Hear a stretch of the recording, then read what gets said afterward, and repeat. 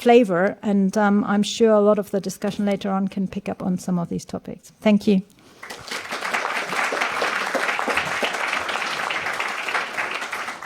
Thank you, Svenja. Fascinating stuff. Our next session will explore how organisations can become more sustainable and what sustainability means in the context of ESG.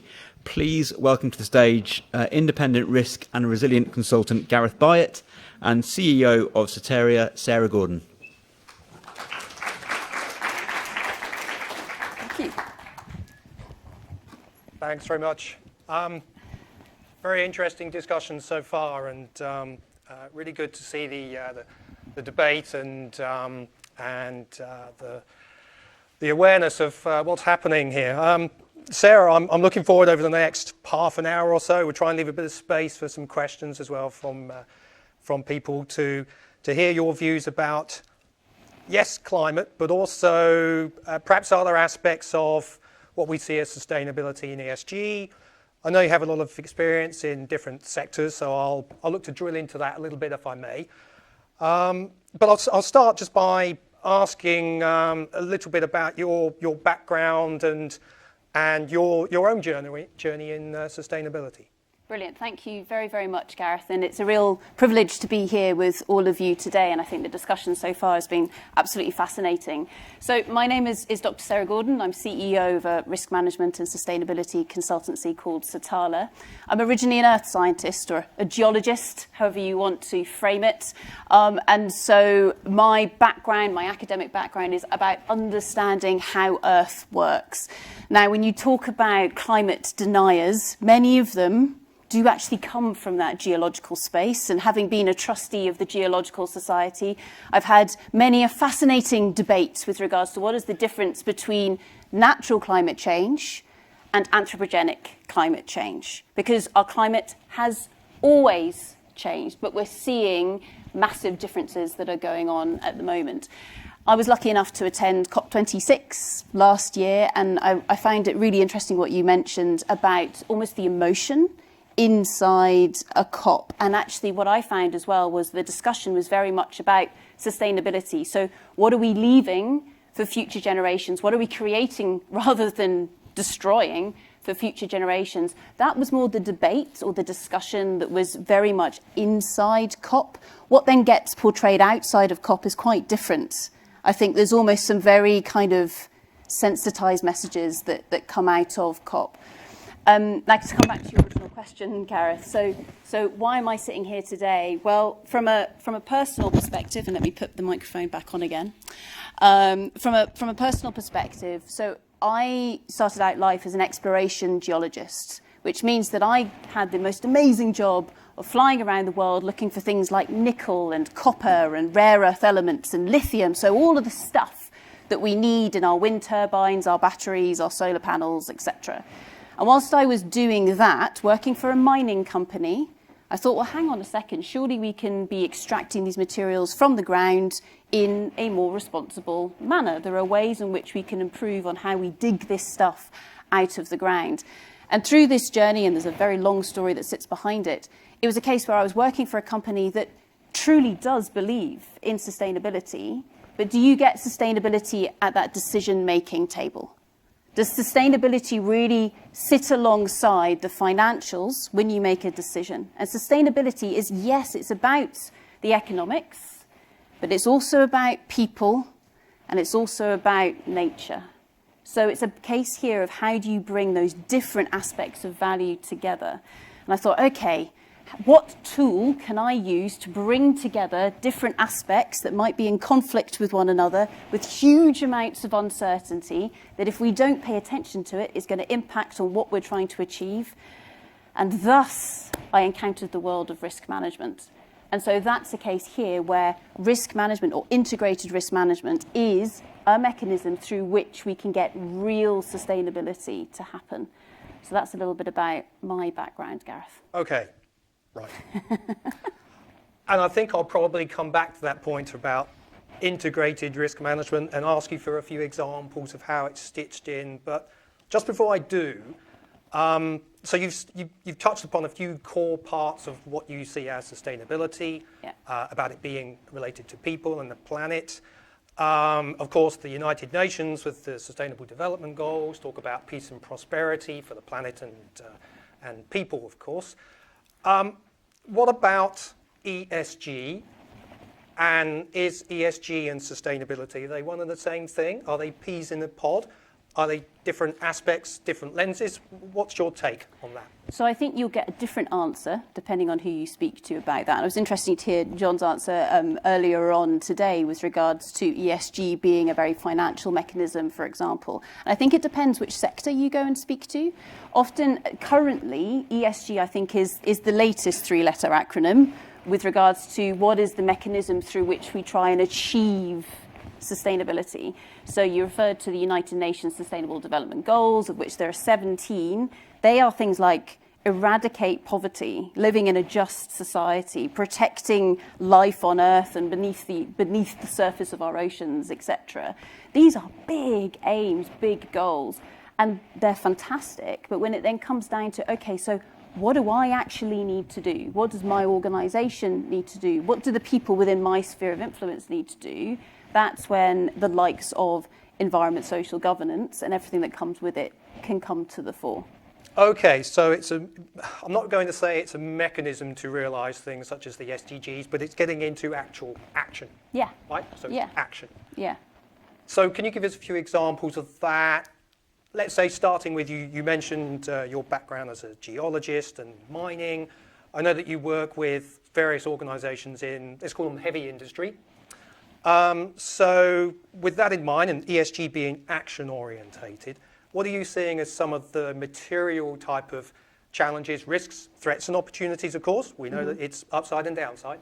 So in heavy industry, mining and others, what are you seeing as some of the tangible aspects and outcomes that are being realised at the moment and some of the challenges that they're grappling with? So it's useful that we've only got half an hour. Yeah. Exactly.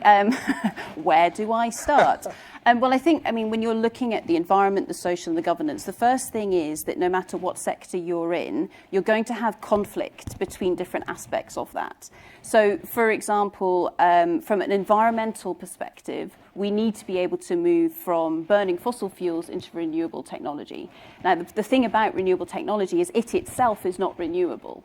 Every solar panel is made from non-renewable elements and materials. Now, yes, we can recycle some of them. We don't have the technology yet or the scientific understanding to recycle all of it. And in fact, if you look at steel recycling, I know we've got Adrian over there in the corner who knows more about this than me. If you look at our ability to recycle steel, the lowest quality steel is the steel that has lots of nasty contaminants in it. But those contaminants are things like 0.38% copper, 0.41% nickel. Now, you would open a brand new fresh mine to dig that out the ground. So this is something here where in terms of how do we get some of those environmental aspects fixed, so we need to be able to create this technology from the materials we dig out the ground, but we also need to be able to dig these materials out the ground without disturbing the biodiversity, without harming that environment in a really nasty way. So how do we go about doing that? And mining, as a sector, has got a catalogue of disasters where we, as a sector, have got things really badly wrong. The other thing with that, though, is then you bring in the social aspects and you think, okay, well, say, for example, cobalt. Approximately 65% of the world's cobalt comes from the Democratic Republic of Congo. So that is a part of the planet which is really challenged in terms of society, in terms of how people live. I almost got stuck there just before COVID unravelled. That would be very exciting. I would have had one hell of a 2 years, for example, if I'd got stuck there. This is a case where the ability to dig that material out of the ground and make sure that the wealth that can be gained from that material in terms of financial value, but then also in terms of the development through people developing social enterprises, etc., if you get this right, there is huge opportunity that is out there by looking at the ESG aspects to something like mining rather than just the financial aspects to mining. So with mining and other heavy industries, Yeah. you've given us some great examples of the E and the S of Yeah. ESG. The governance side of things, where does that play in? And for those organisations, businesses and others that are involved with these industries, what are they doing at the moment? What are some of the challenges? Yeah, so governance, so environment is probably the easiest bit of ESG because it's relatively easy to measure, it's relatively easy for us to get our heads around.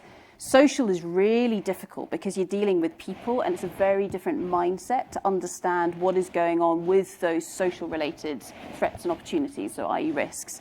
From a governance perspective, this gets interpreted in different ways by different countries, for example, around the world. Typically, when you're looking at governance from, say, a mining perspective, you'll be looking at, well, where are you and what is the sort of jurisdictional governance that's sitting there? What's the national governance within that particular region? But then you're also looking at the governance within a company. So how does that company behave? What is that company culture? Do we comply with various different regulations or do we try and do better than them? Do we pay our tax? Do we feel that we've got a speak up culture? So all those things that we were mentioning earlier on today, what is the culture of the organisation? And it's the governance bit of ESG that actually allows it all to hang together. And it's through there that we actually get the accountability to say, okay, yes, I'm going to hit net zero by whatever date. It's the governance aspects of ESG that says, okay, are we actually hitting it or are we going to miss that target? What are we going to do about it, etc.? And it keeps it very, very dynamic. Right.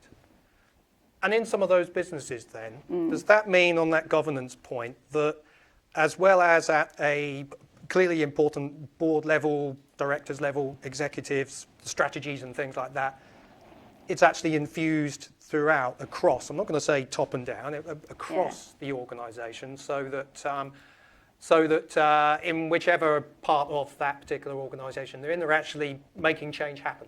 Are you seeing that? Yeah, I mean, I think increasingly so at the moment. So a couple of weeks ago, I was in Australia at a big mining conference there, and I went to it expecting to be disappointed and was very pleasantly surprised. It was great because actually this was a case here where across multiple different disciplines, people were talking about how do we make sustainability real? Not greenwashing, how do we make it real? Now, I was surprised by that because back in May, I was at another mining conference in Canada where the CEO of a very large company stood up and said, we've been doing ESG for generations. Society just needs to catch up. And I thought, wow, how out of touch are you? That is not where we need to be. So I think this is something here where people are recognizing that ESG is hard. There are bits where if you do the right thing for the environment, you might be doing the wrong thing for society. So how do you balance up those pros and cons? Also, there's a huge amount of uncertainty. With regards to climate change, so climate change is the ticking clock for sustainability. We do not have time for proofs of concept and waiting to find out what the right answer is. We've got to be prepared to fail in a lot of areas in the hope that some of those aspects are going to come through and are going to allow us to go through a just energy transition to be able to combat some of that as well. And I think that that is really beginning to land within, say, the mining sector, but also other sectors as well. And quick shout out for Australia as well. As an Australian citizen, I'm pleased to hear that that you found that there are some good positive things there. Conscious of time, but I would like to be able to understand also your viewpoint and perspective from some of those you speak in other sectors as well. I know you're working and across different types of sectors, and you get to meet a lot of different people. So what are you seeing? Again, give me a few actual actions and examples that...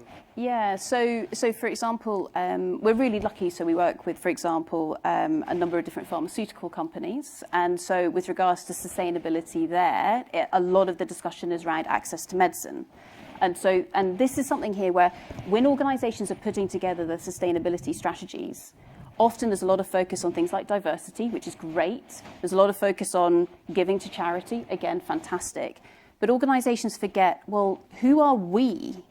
What's the sparkle that we can bring to the world. And if you are a life sciences organisation, then making sure that people have access to medicine, that's your bread and butter. You are experts at that compared to somebody like me, a geologist. What do I know about making sure that everybody has access to medicine? A little bit more now, having worked with the pharmaceutical sector, just to say that. But also as well, things like sport. So, I mean, the two of us, Gareth, we work with one of the world's larger football or more famous football leagues. And that's, again, is saying, OK, well, as that, yes, we've got all the normal sustainability aspects. But what's our sparkle? What can we actually bring to the world that allows us to move forwards with regards to the sustainability agenda? Okay. So that obviously finance is part of that, but it's not all about money, right? Absolutely not. No. And I think so the oldest millennials are now in their 40s. And I'm being very generalist with regards to this. I was speaking to Chris, who's sitting over here. He proudly told me he's one of the last millennials. So congratulations, Chris. But this is something here where there's a change in terms of how society, and I'm being very generalist here and perhaps very specific to certain countries around the world, how do we value our lives round about us? Now, traditionally, money has been that big metric that we've used, but no more. The younger generations really care, and I mean really care, about the environment and about society. Now, we don't quite know how to measure those aspects, which makes it really difficult to then value them. But at the moment, we've got the great resignation, or let's just call it the great move. Because, I mean, people aren't just resigning and sitting at home and doing nothing. They're all doing something. And this is a case of how do you attract talent into your organisation? As we heard earlier on, a lot of the conversation is around, well, what do you do with regards to sustainability? And that is half of the world's population actually saying, do I want to work for you? Do you have the kind of culture that I want to be a part of? Are you actually making a difference in the world? It's not all about how much money can I actually put in my pocket. It's a much broader range of values that are there. Right. I think I've got one more point before I then open up and ask people if they have any particular questions. And I think it's linked to several aspects that you've mentioned. And I just want to quickly touch upon explaining as an organisation what we do, so reporting, if you like. Mm-hmm. There are a few different mechanisms out there. I'm not sure how mature they are in terms of the E, S and G, but what are you seeing in terms of reporting about what we're doing? Is the balance right between focusing on doing things and then reporting it externally? Yes, so I think, with regards to greenwashing, etc., the problem that we have with that is people reporting things that aren't necessarily real, or perhaps spinning things so they're perhaps better than what's really going on. But I think the world is more intelligent than that, and we're beginning to see people asking the right questions. So I think one of the perhaps successes of COP26 was actually the UK government saying we're going to make TCFD, or the Task Force for Climate-Related Financial Disclosure, mandatory for UK companies or large UK companies. And we've seen mass trends across the world where suddenly everyone goes, we have to do this thing called TCFD. What on earth is it? And of course, risk management is a core component. You've never seen the word risk mentioned more in a document than the guidance behind TCFD, which is great for those of us who are risk managers. But that's something there where in terms of the reporting, we're really beginning to get into the nitty-gritty of where is the tangible action and change where we're moving things forward. And it's okay to say, last year, if you said we're going to hit net zero by 2030, we've actually gone away and we've thought, hang on, what's the context of the world? What are the threats and the opportunities that we face? What's our ability to actually do something about them? We can't hit that target. We need to restate it. And there's nothing wrong with doing that. So I think what you've got here is you've got a constant evolution with regards to the reporting mechanisms, allowing people to ask the right questions, and then allowing, so from my perspective, allowing the financiers and the investors to ask the right questions. The way to get a mining company, for example, to change is not to give them cash to do bad stuff, or not to give them insurance. But then on the flip side of that, if you want that mining company to change, from an insurance perspective, we need to take bigger chances on new technology on how to get that material out the ground. And so this is a case here of every single sector needs to be going, where's our revolution? where we can change what we are good at in order to help this interconnected constellation or system that sits around us. And I think at the moment where we're perhaps stuck in our whole action and accountability, perhaps we're still stuck in giving to charity rather than saying, what's my sparkle? What can my industry actually do? And if insurance did this and changed that, or if mining changed this, or if transportation or construction changed that, what does that then mean in terms of that seismic shift that we need if we're going to address something like climate change? The final comment on that, I think, is, so going back to 1996, we're still talking about global warming, or where's that tipping point? We're past the tipping point of climate change. And I know that sounds really horrible to hear. We're past it. We can either curl up in a ball and cry, or we can say, no, where is the opportunity to say, what is the world going to look like in 2050 or whatever? We've just gone through 8 billion people on our planet. We're a tiny little rock, very fragile, flying through space at high speeds. It is in our hands, it's our duty to say, how do we stay within those tolerance levels so that we as human beings and all of nature, etc., can actually survive on that rock? That is what we're trying to do here.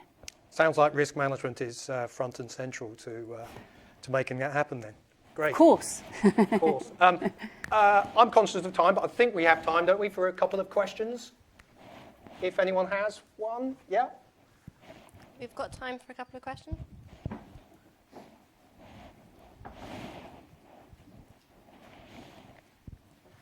To Sarah, that is, not to me. No, you can ask to Gareth. Go for it.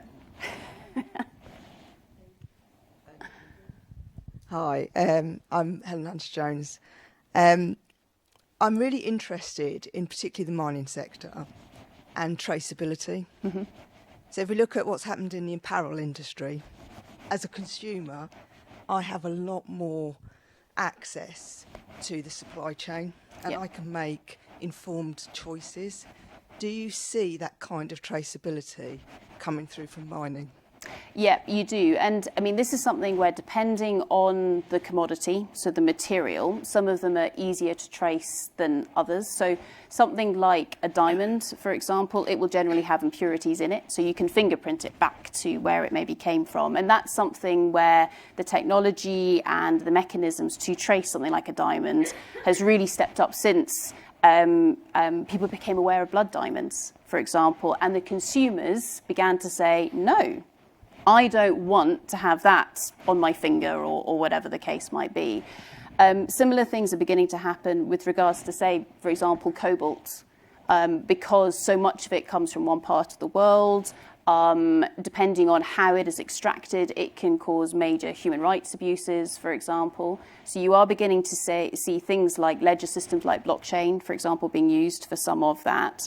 The key thing is if you go all the way back to the beginning of how is that material actually extracted from the ground, the timelines that are included within that are huge. It can take upwards of 30 years to go from finding that cobalt to actually opening a mine. So you've got a huge amount of time that's there. You then might have that mine open for a number of decades, but then the actual benefit of it, so that post-closure phase, should last for centuries. So how are you rolling all of that into the traceability of what's going on with regards to those materials? One final thing on that. So I've been recently since COP26, involved with the UK government putting together the first ever critical mineral strategy that we've ever had in the UK. And one of the reasons why they put that together was we suddenly went, oh, help. If we want to build all these wind turbines, where on earth is that material going to come from? Well, we live on a very small island. And whilst, yes, we can dig some lithium out of the ground in Cornwall, etc., most of those materials need to come from abroad. So therefore, we need to leverage our ability to trade and also to use different, kind of research and development, etc., to extract those rocks in more responsible ways. What are the assurance mechanisms that go into that to make sure we're not just raiding Angola for rare earth elements to bring them home to the UK so that we can use them? So there's a huge amount of thought that's going in there. So really good question. It's coming. It's not there yet. Hello, another mining question. Annemarie from Swiss Re, by the way. And we are working with companies such as Glencore, which we have leveraged to their Swiss company. We can talk to them a lot, help them on the sustainability trajectory. But how about the companies that we don't have leverage to in the mining sector, that because they are governmental from a government we don't speak to, for example, or in another way, we don't have access to them, and they have significantly more also opportunity to reduce and become more sustainable. How do we access them? How can we work around that? That's a really good question. So I think this then comes down to the mapping out those supply chains and who actually buys from those companies where we don't have the mechanisms of, say, within the UK, the financial sector has massive opportunity to implement that governance. And we've seen that, for example, with regards to bribery and corruption, for example, really beginning to grow some teeth recently. And similarly with regards to insurance, obviously, as well, which has been great. For those companies or for those organisations that don't require that because they're state-owned, as you've quite rightly said, that's a case of they still sell to somebody. So who are they selling to, and are those customers actually doing their proper due diligence, going perhaps to their tier 1, 2, 3, 4, how far up that supply chain to say, well, where is that copper coming from, and what ESG credentials does it bring with it? This goes back to things like using things like blockchain, but then also using satellite imagery. We can see it from space. We know what they're doing, but are we willing to pay the price tag that is needed to pay for that data that comes with it at the moment? One of the things, for example, in the UK, if we turned around to our car manufacturers here and said, okay, every single vehicle that's produced in the UK needs to come with an ESG ticket to say it's proving that all that material has been sourced responsibly, they'd go bust straight away. So we destroy our car manufacturing industry. So this then comes back to that balancing act of how do we improve the responsibility and the provenance of that material while still managing to keep the economy or that particular industry actually rolling at the same time. So it's a case of how willing are we to go and get that data to actually assure ourselves that something is responsible. It's a great question, though. We've lost the microphone.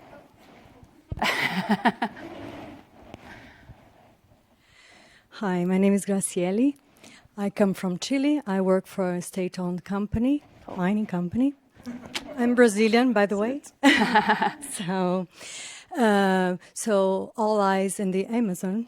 Yeah. Right? And we always talk about accountability.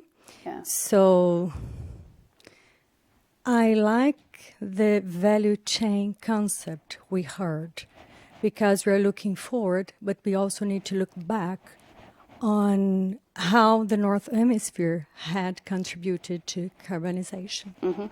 So we cannot put or pass on the bill to the Southern, right? So it's a common problem. But I wanted to just say that all the companies are selling copper, for example, and the LME, the London Metal Exchange, is a very good organization, so it's good news, right, to help regulate. Okay, so the copper that's sold around the world has got standards, and the market rejects the under-standards copper that's been tried to be traded or to be sold. So this is very good news. It is regulated. Is that enough? Maybe not. We always need to rethink and to keep looking at it. But I mean, just to give you to not to leave the impression that state-owned companies do not follow the rules. They do, because they need to sell to somebody. Yeah. And today the power distribution is a key in our society. So we need those metals, and what we need to have a different look is how, as a society, we are going to help change and make mining more sustainable, because this is what you use and consume every day. So this is my statement. Yeah, absolutely. And I think this was something where at COP26, I heard the word mining twice, and it was all, and both times it was in conjunction with coal. The entire world thinks that the mining sector is just about digging coal out of the ground and burning it, which is not true. So therefore, okay, should we just change the name of the sector and call ourselves the raw materials sector or something like that? That might help. But also to come back to your comment about the so state-owned mining companies, absolutely, there's a different form of governance that comes in there, and especially in somewhere like Chile, where there have been big looks at the constitution, etc. And so that's something where if you're buying copper from a state-owned mining company in Chile, actually, you could say it's coming with better ESG credentials potentially than a private-owned company. And it's just that the levers in terms of who is providing that governance look very different. For somebody like Glencore, as you mentioned, the onus is on the investors to hold Glencore to account, to say, prove to us that that cobalt coming from the DRC, for example, is produced in a responsible manner. Prove it. And it's the same with regards to the customers. It's the same when we come to, say, Chile, for example, where you've got the government actually saying, well, no, I'm not going to provide the funding for this. So it's similar, it just looks slightly different. Cool. Ooh. I think we've got time for just one quick one. I just wanted to reflect on your comment that you made that it's okay for organisations to, I guess, restate and say that they've made an error. Do you think it is actually okay, though? Because it feels like the societal values that we have in place at the moment don't allow for mistakes on topics like this. So do you actually think that organisations can restate if they've made an error? I think they have to. If you say we're going to be net zero as a company by 2030 and you realise you can't do it, if you then keep telling the world we're going to be net zero by 2030, are you lying to the world? You're lying to yourself. And so I think this is something, so if you look at TCFD, most organisations, so in their first TCFD report, their scenario analysis, which is a core component part of that, was just a group of people sitting down in a room and having a chat. This, okay, maybe they did some quantitative climate, kind of from a climate changing perspective, but with regards to actually saying, what does it mean for us? What controls are we going to put in place? People hadn't done that yet. And so what you're seeing there is a constant iteration, and it's just the risk management loop of us saying, can we actually do this? And of course, what we've seen over the last 9 months with, for example, Ukraine, etc., is a massive shift in our context. So coming back to, John, I think you were talking about double materiality. So that's a case of saying, well, what's happening in the world that can impact on us, but what are we doing that can impact on it? And the latest thing is it's dynamic double materiality, just to add to the jargon, because things are constantly changing. And so that's something where we need to keep thinking, is that the right target? Can we improve it? Not just, are we going to miss it? Can we improve it? Can we go through those step changes? And I think that honesty is actually what is expected of us, rather than just saying, yeah, we're going to be net zero by 2030, because we're not necessarily. Good question, though. Thank you. How are we doing for time? That's it, I'm afraid. Yeah? Okay. Thank you Right, very thanks, much, Sarah. Gareth and Sarah.